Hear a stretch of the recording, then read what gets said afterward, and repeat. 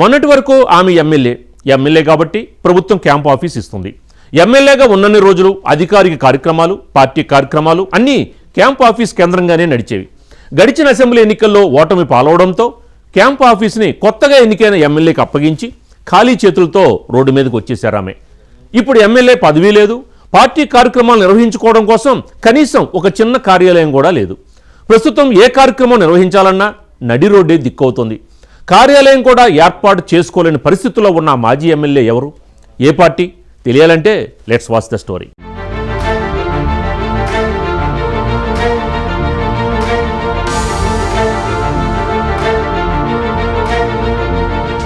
తెలంగాణ ఏర్పడిన తరువాత జరిగిన 2014 ఎన్నికల్లో భద్రాద్రి కొత్తగూడెం జిల్లా ఇల్లందు నియోజకవర్గానికి కాంగ్రెస్ నుంచి కోరం కనకయ్య ఎమ్మెల్యేగా ఎన్నికయ్యారు. తరువాత జరిగిన రాజకీయ పరిణామాల్లో భాగంగా ఆయన టీఆర్ఎస్లో చేరారు. 2018 ఎన్నికల్లో కాంగ్రెస్ తరపున బానోత్ హరిప్రియ విజయం సాధించారు. హరిప్రియ సైతం కాంగ్రెస్ను వీడి టీఆర్ఎస్లో చేరారు.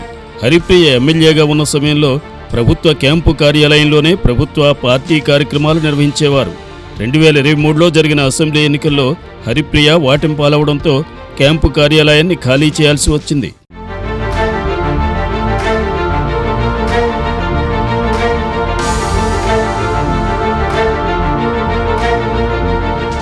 హరిప్రియ ఎమ్మెల్యేగా వాటింపాలైన నాటి నుండి నేటి వరకు కూడా ఇల్లందులో బీఆర్ఎస్ పార్టీ కార్యాలయం ఏర్పాటు చేయకపోవడంతో పార్టీ పరంగా నిర్వహించే కార్యక్రమాలు రోడ్లపైనే నిర్వహించాల్సిన పరిస్థితి నెలకొంది.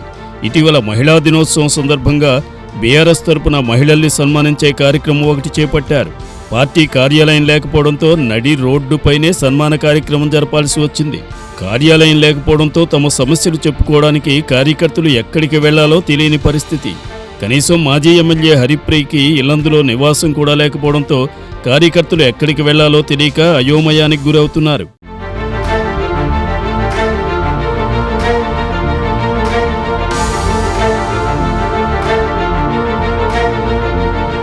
రెండు 2014 నుండి 2023 వరకు రాష్ట్రంలో బీఆర్ఎస్ పార్టీ అధికారంలో ఉంది.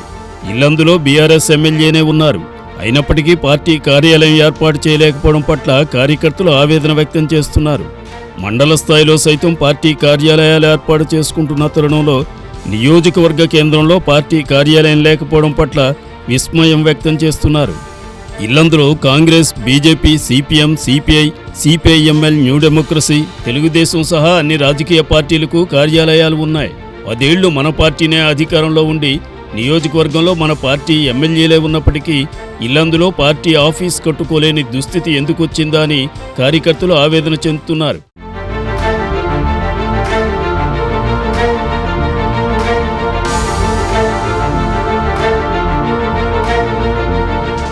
మరోవైపు నియోజకవర్గ ఇన్ఛార్జ్ అయిన హరిప్రియ స్థానికంగా నివాసం లేకపోవడం, పార్టీ పిలుపునిచ్చిన కార్యక్రమాల్లో తప్ప బయట ఎక్కడా కనిపించకపోవడంతో కార్యకర్తలు డీలా పడుతున్నారట.